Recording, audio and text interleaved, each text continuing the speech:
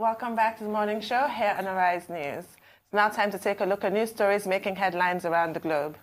2 police officers who were abducted in Andoni local government area of Rivers State 2 months ago have regained their freedom. Nnamdi Omoni, spokesman of the Rivers Police Command, said the officers, Godwin Anwuri, an assistant superintendent of police, and Gift Ojimini, a sergeant, were rescued in the early hours of Thursday. He said the abductors released them following intense pressure by the command's tactical unit, complemented by support from the locals. Meanwhile, the manhunt for their abductors is still on. Well, that's really wonderful news for these 2 policemen and their families, and I do hope that the Rivers State Police go that step further and capture their abductors, try and convict them. Well, what this means very clearly is that nobody is safe. Yeah, policemen. Whether you are an ordinary citizen or you are a uniformed person or you are a prominent citizen, we have had cases of prominent persons, otherwise called very important personalities in Nigeria, having their parents kidnapped. Samson Siasia, the distinguished sportsman, had his mother, abducted, I think, about twice. Yes, and they were asking for ransom. We've had cases of priests, pastors, 5 of them from the Redeemed Christian Church of God being abducted. In southern Kaduna, there have been reports of also, pastors, Pentecostal pastors, also being abducted. And in this particular case, we have had a report of 2 policemen being kidnapped for 2 whole months. I do not think that they've been rescued just because they are policemen. I think they've been rescued, and we can commend appropriately the police for being able to rescue them. They've been able to rescue other people also in the past. It just reiterates the point about the seriousness of the insecurity challenge in Nigeria. The president, in his New Year speech and in other speeches before now, talked about empowering the police. Talked about recruitment into the police. He had established the Ministry of Police Affairs. He had also praised the armed forces who are prosecuting the war against terrorism in the northeastern zone of the country. But this is a reminder again to President Muhammadu Buhari that yes, he has expressed commitment, but we keep having this problem. And the war against banditry, kidnapping, impunity, crime, of any sort, is not over until Nigerians, whoever they may be, can feel safe and secure in their homes and on the roads of Nigeria. Absolutely. I just don't see how the security situation has got or is getting any better. And it's so problematic because we continue to see the same recurring things. The fact that policemen can be abducted, the fact that we see reports all the time, to reiterate what you said, about very important persons having either their family members or themselves also being abducted, means that none of us are safe. So what exactly is the so-called security architecture that they are speaking of? What is the so-called revised national strategy that we were told about? At the end of the day, the same things continue to happen. Something needs to be done. It's the most serious problem we have, except for poverty, to be very honest with you. And it just doesn't seem as though anything is happening. Things just continue. It goes beyond kidnapping, home invasion, murder, which I mentioned. For me, the nadir was the fact that a former president's home could be attacked. Absolutely. At that point, then who is anybody else? Even this morning, you wake up every day, scores of people have been killed here, another, few have been killed there. It's constant. Nigeria is now some kind of murder capital, which brings us to the next story. The high rate of insecurity in Rivers has been a source of concern. Earlier in the day, Amnesty International said its findings showed that at least 60 persons were killed in the state in 2019, and more than 11 have been killed in 2020. It said failure of the Rivers State government to protect residents from violent gangs has given rise to a climate of impunity. The organization said it is deeply concerned that the authorities are doing little or nothing, in quotes, to address ongoing violence in the state, which has led to loss of many lives. Osai Ojigo, Director of Amnesty International Nigeria, said findings by the organization showed government is still not doing enough to protect the people. And this is really the bottom line. It's a really scary situation. We're simply not safe. Nobody is. This report focuses on Rivers State, and I'm really pleased that we're highlighting it, because it could really apply to any other part of the country. Yes, what is happening in Rivers State is a reality in different parts of the country, and which is one of the reasons why yesterday the governors of states in the western region of Nigeria, western zone of Nigeria, 6 of the governors decided to launch what they call Operation Amotekun. They insist that it's not regional police, but of course, the fundamental principle is a protest against the ability of the Nigerian state at the federal level to be able to ensure protection in every part of the country. And we have said it before that you'll find that in other parts of Nigeria, many of these state governors are trying to resort to their own devices. Now, in the case of this report by Amnesty International, we hope that the Nigerian government will not fall back into its default position of saying that Amnesty International should keep quiet and worry about other parts of the world. Because the truth of the matter is that if Amnesty International is saying that up to 60 persons were killed in the Rivers State alone in the year 2019, well, you may explain that and say it was election year, and there was a lot of violence in Rivers State in the build-up, in the lead-up to the election, and even after. But how about 2020? Amnesty International is also saying 11 persons have been killed, in crime-related circumstances in Rivers State alone. Now, 11, that's like a person per day, and the figures can go up. But the usual position of government is to say, how did Amnesty International arrive at these figures? Are these figures reported by the police or the security agencies, or is something that has been made up?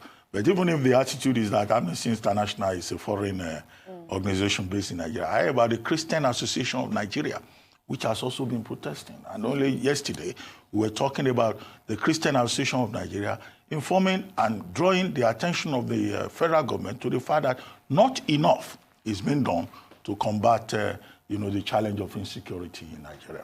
And I think that is a conversation that will continue, and that will be useful.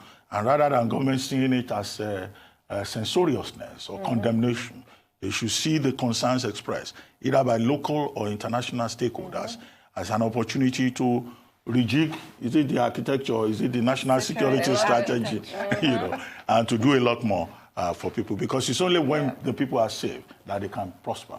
Absolutely. I mean, if government are to come out and debunk these claims, it's just going to reinforce what they consistently do, which is, like you said, debunk claims that literally come in from international organizations. What would be good is for government, if they disagree, to take on their own investigation and use their own sources and intelligence to find out what is really going on. Because I don't really think Amnesty International just wake up in the morning and decide that, hey, you know what, we're just going to put out some figures about how many people have been killed in a very insecure state in Nigeria. Something is seriously happening here. Insecurity is literally the most prevalent issue that we have, like I said, except for poverty, and nothing is being done. The fact that the year has hardly started and we're talking about 11 deaths in one state alone. The fact that even if we look at 2019, we have to look to the elections as an excuse for why people are killed when people should not even lose their lives in elections. It's honestly a very devastating time to be in Nigeria.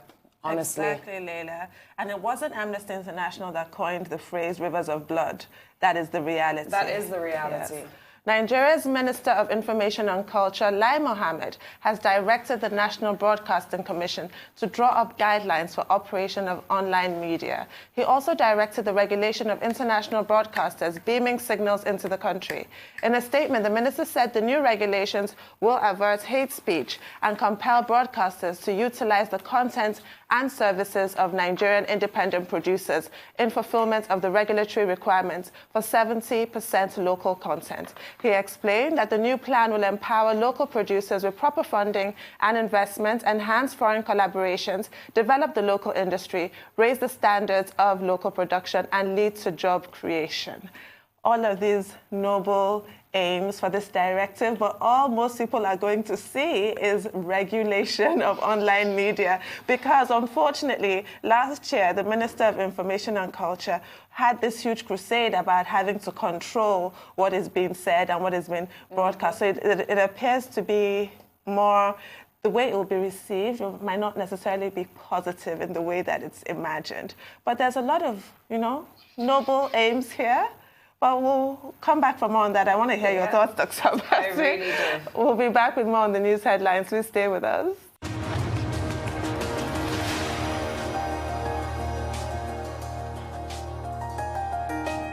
Welcome back to the morning show here on Arise News.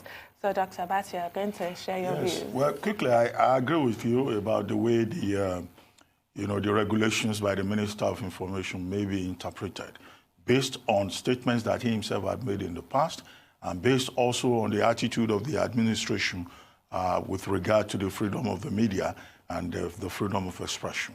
But if we look at the regulations as they have been, reported in the papers, it will seem as if, yes, there are parts of it that make sense. For instance, the minister is talking about best practices. He's talking about encouraging local producers in order to have 70% of local content to prevent some kind of imbalance in terms of what is locally produced and what is taken from international sources, so that the Nigerian media space does not become a dumping ground for foreign propaganda and for cultural imperialism. In theory, you may say that makes sense. That's what they teach in mass comm or journalism classes in Nigeria, about how to ensure that balance. He's also talking about copyright issues, that when you play music, then of course the authors of those works should be able to get compensated for their work. And there is a lot of abuse, a lot of copyright abuses, in the Nigerian media space. But the problem is what comes across as an attempt to control the flow of international, media information. How do you do that? It's a media age. We're in the media age. How do you control also the social media? Because he was saying there is need to sanitize the media. Who is sanitizing the media? There's talk about regulation. He's the minister himself in a position to unilaterally on his own come up with these regulations or directives. And are these regulations or administrative directives to the NBC? I think that what the minister needs to do is to publish what these directives or regulations are, put them in the public domain for general discussion and assessment. I mean, what exactly is the directive that has been given on hate speech? Because hate speech is mentioned in that particular report. So these are the issues. And given the record of the NBC, do these directives amount to a review of the broadcasting code? Because there is an enabling law setting up the NBC. And the NBC itself, under this administration, has not had a very good record in terms of the application of the rules. You'll recall that some radio stations, including AIT, and I think one FM station in Jos, they were shut down for no other reason that they were criticizing the Buhari government. So if they do not, spell all of this out, that suspicion, that you pointed out earlier, will be what will prevail. But whatever is done, there should be no attempt whatsoever to restrict the space for media expression and engagement. Absolutely. I mean, it's just a difference between theory and practice and what one can really trust as a citizen that it is going to be. And I don't think that I personally, and I don't think the public would necessarily feel as though the practice is going to necessarily favor Nigerians in as much as one would expect that the theory has proposed. And that's what the problem is. But on a more positive note, Aaron is here to discuss some sports. Well, maybe, I don't know, some days it's not good. We'll start on a sad note today before getting into some humanitarian things. And the beautiful thing about sports, it goes either ways. It gives so much joy, at the same time it gives so much pain. And yesterday we've discussed, we mentioned this, and it was news when this broke some few weeks ago, and that was the death of former under-23 captain Isaac Promise. And yesterday was the funeral, and let's tell you that the former Nigerian youth captain his funeral took place in the southeastern town of Umudim in Imo State. Promise, who is 31, died of a suspected heart attack in early October in the United States, and according to an American second-tier site, Austin Bold. Clad in black, the family gathered 3 months after his death to attend the burial ceremony. Despite representing his country at all youth level, he was buried in a low-key ceremony with no show from top Nigerian Football Federation's officials. And the families had this to say. So we sent out the program in December, but there was no representative from the football community, the family members said. Imagine a former captain of the Nigerian team, and there was no NFL representatives amongst the audience, and not even a former teammate. This is another lesson for the footballer. The family went on to say, you're only important when you play actively and when you're involved in the game, but because no one cares about you after your career is over. That is the sentiment of some of his family members yesterday when he was actually laid to rest and actually returned back to dust. I don't blame them for making that statement. It's a terrible lapse. Yes, it is. Yes, it is. Understanding that he actually represented not just an under-23 side, a very, very firm, because coincidentally, the under-23 side he represented was being coached by Samson Yeboah back in 2008, and they narrowly lost to Argentina, with Angel Di Maria scoring the only goal in that final game. And he had an opportunity to become great because he and Mikel Obi back in 2005, about June, July, went to Manchester United. Mikel Obi was picked. He was not picked. He went to Turkey, and things kind of just stated off from there for him. But nevertheless, he had served this country, and the death was widely publicized. As a matter of fact, the Nigeria Football Federation on the 3rd of October tweeted about his death, and we're expecting that at least somebody should have been there to represent the footballing community as a man who has served Nigeria, not just in the under-17, under-20, and under-23 levels. That's awful. Well, 2 quick points. First, let's commiserate with his family. Yes. I mean, he distinguished himself at his own level, Yeah. playing in the under-17, under-20, under-23, and later going off to Turkey, from Turkey to Saudi Arabia. Yes, He had a stint in Saudi Arabia, and from Saudi Arabia, as at the time of his death, he was playing for a second-tier team in the United States. He's married. He left behind 3 children. But when, incidents like this occur, there are 2 things that you think of about Nigeria. One, when our athletes are alive, after they have completed their period of service or they've retired, nobody remembers them. This is the fact. Sometimes we even wonder whether the Football Federation or other sporting bodies in Nigeria, whether they keep records, whether they even keep in touch. That's a big question. And you find many of these persons, when they, go into distress, nobody remembers them. There are so many, athletes, former athletes on the streets of Nigeria who have become destitute, complete invalids, receiving no help either from the state or from, the sporting body or from their own colleagues. You may say that, well, that would be too much to ask for, that the country should have a welfare scheme for all Nigerians, an insurance scheme, so that even when you have retired, the state can take care of you or you have something to fall back upon. But we have many stories like this. Either it's Grace Aluko at a time who was ill and the government could not even support her. And now in this case, I don't think the family of Isaac Promise is even asking for any financial support. None whatsoever. They wrote a letter 2 months ago. He died in November, informing the NFF. And as you have said, the NFF was clearly aware of it. But nobody sent any representative, maybe because he's not based in Nigeria, But at the end of the day, I think they can still make amends. He's been buried. The NFF, it's good you brought this story.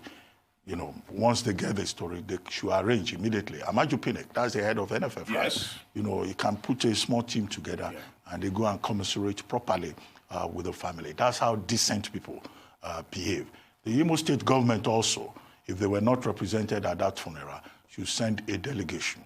When people serve the country, when they make sacrifice and they distinguish themselves, they deserve the simple courtesy of being mourned when they pass on. But don't forget, that is because of the way people are treated, even when they are alive or when they die, that many Nigerian athletes just emigrate to other countries. Yeah. The number of Nigerians who are in other countries, in Europe and elsewhere, and who are wearing the colors of those adopted countries, is frightening. If we were to have them, representing Nigeria, maybe our profile would be much better. But we don't care enough. John Fashion, a typical example, came out some few weeks ago and said that his career was cut short by an injury. And because of the insurance he has, as he speaks, I'm quoting him right now, he says he still earns about 5 million every month from the English FA. You see? And when you look at that, if because we for Nigeria, he would not have that. And because a lot of people question, a lot of people criticize that he had an opportunity.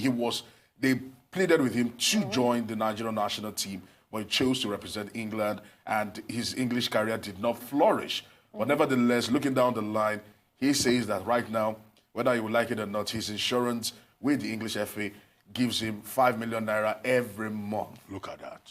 He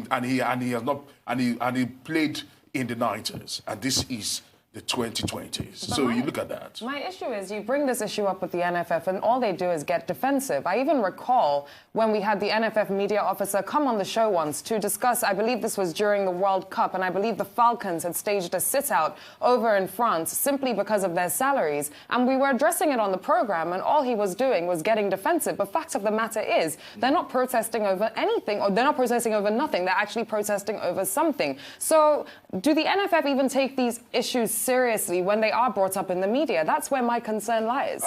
We'll have to wait and see. Like he has said, like Dr. Abati has said, let's see their response in the coming days. If whatever they do would actually just be a signal to where it stands right now. I believe that organizations that have actually shown great negligence can begin to turn the corner by just simple action. A simple action would actually send a ripple effect across the board that Nigerians do care for Nigerians, not just when you're in active service, but after you actually have served this great nation. Absolutely.